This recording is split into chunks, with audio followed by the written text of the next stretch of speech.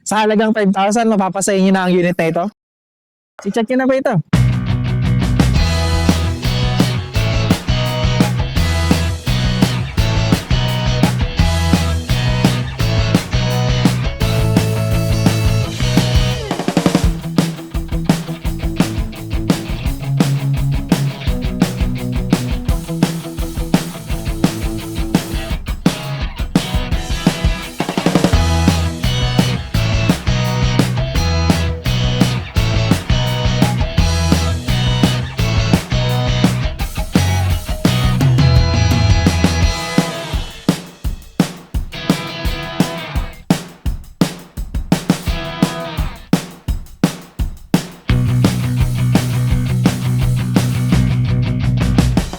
Good day mga ka-Eurohopes. Nandito po tayo ngayon sa Barangay Halang, Naik, Cavite, and for today's house tour, i-feature po natin ang kanilang isa pong project, ang Pacific Town Naik.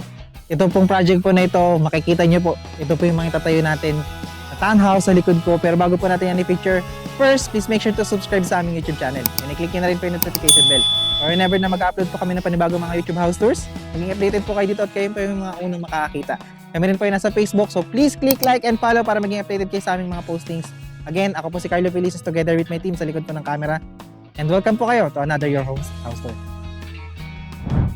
Si Pacific Town Naik po, again, ay located po sa Barangay Halang, Naik, Cavite. So, ang location po nito, isang sakay lang po, papunta na po kayo ng Governor's Drive. At pa kanan po, malapit na po kayo sa landmarks or yung sentro po natin ng Naik. So, dito rin po sa area, may mga lapit na pong mga dali dyan, mga bilihan, may mga schools na malapit na rin po. So, napaka-accessible po ng lugar po na to at medyo probinsya type pa po tayo dito kaya napaka-aliwalas naman po ng location natin dito.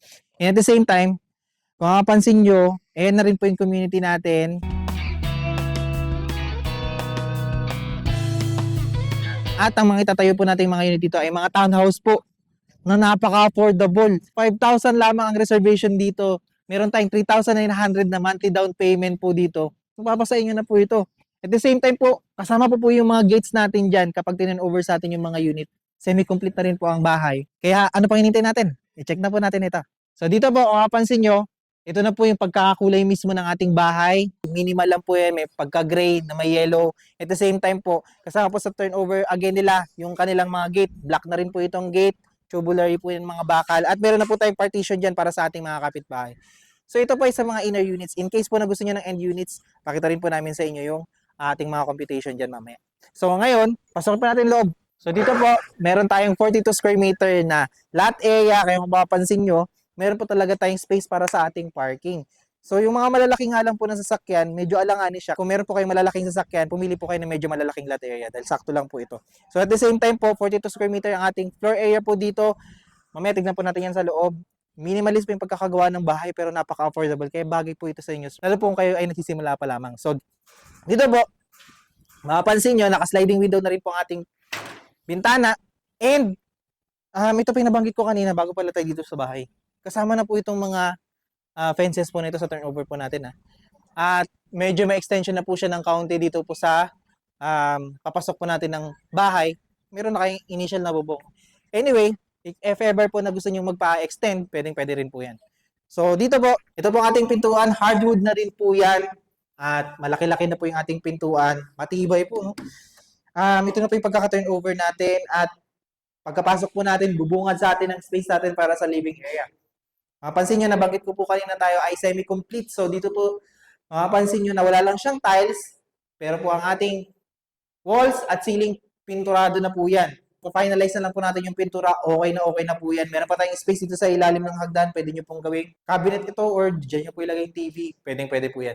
So dito po, dito naman po yung ating service area or yung ating kitchen. Pinagsama na po kasi nila. So ang countertop po natin or yung kitchen countertop, ganito na may pagkaka-turnover. Meron na po siyang tiles. May sink na stainless. May cabinet na po yan nakasama.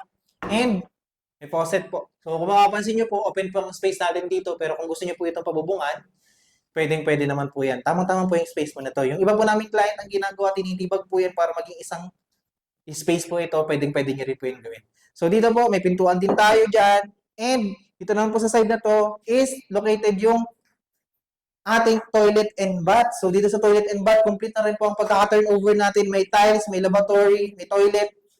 Pati po yung mga walls, may tiles na rin. Pinturado po ang ating mga walls at ceiling.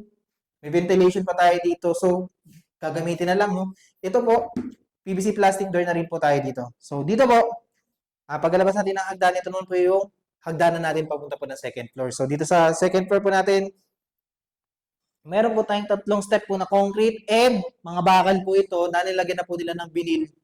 Ganitong-ganito na po yung pagkaka-turnover at maganda rin po yung handrailing natin. Tara, kati pa ng second floor. Sa ating hagdan, tamang-tama lang po yung laki. At sakto po para sa pag-akit po ng mga gamit, di kayo mahihirapan. And ang ating second floor po ay provision for 2 bedrooms. So, if ever po na gusto nyo maglagay pa ng office, pwede rin po yan dito sa space na to. Pero para mas malaki-laki po yung mga bedroom po natin, pwede nyo po itong gawing 2 bedroom lang. So, kung mapapansin nyo po, tiles lang din, partition, pero may first coating na po ng pintura sa walls at saka sa ceiling. So, kung mapapansin nyo po, okay na okay po yung space po natin. Meron tayong mga bintana dito, sliding window, dito rin po sa side na to.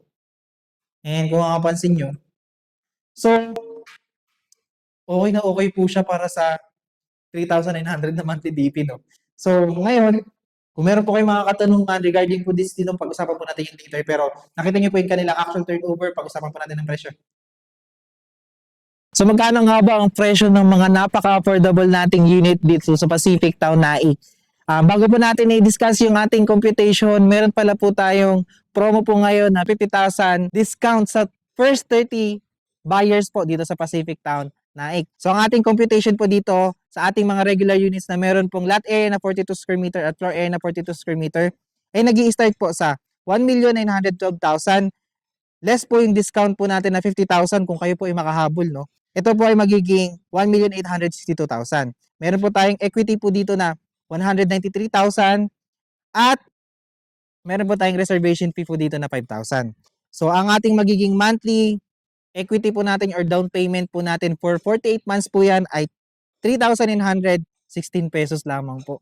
So ang mangyari po kasi dito, mati-turn over yung bahay nang hindi pa po natatapos yung DP po natin. So magsasabay lang po yung pag-ibig po natin. Ang magiging monthly po natin dito kay pag-ibig ay 11,010 pesos. So kapag nagsabay po sila, 48 months po kasi yung ating DP, magiging 14,927 pesos. Pero pagka tapos po natin ng DP po natin, babalik po siya dun sa monthly po natin kay pag-ibig na 11,000. Ang ating required income po dito ay 30,000. So, if ever po na hindi kayo pasok dyan sa required income, pwede naman po ang co-borrower. Pag-usapan po natin yan sa mga inquiry po ninyo. And at the same time po, may mga batches po kasi dito. Papakita ko na lang po sa screen. Kasi po yung mga nauna pong batch, syempre po, mas nauna po yung turnover po nila. Ang pinakamatagal na po natin na turnover dito as of now sa announcement po sa amin is sa May 2025. Mabilis po kasi ang construction dito. So if ever na gusto nyo po na mabilis na malipatan, napakasulit na unit, napaka-affordable, i-check nyo na po ito. So kung gusto nyo po magpa-tripping po sa amin, meron po kayong further information, you can contact us sa number po na makikita nyo sa screen. At nandyan din po yung aming Facebook page. Kaya kung kayo po ay naghahanap ng property na napaka-affordable, down payment, 5,000 lamang po, mapapasayin nyo na. And at the same time po, may kasama ng fences at okay na okay po ang unit. I-check nyo na po ito. Kung di pa po kayo nakasubscribe sa aming YouTube channel, please like, share, and subscribe na rin po para mag-updated po kayo sa mga bago po namin ipipicture na bahay na kagaya po nito. Again, maraming po salamat sa panonood at magandang araw.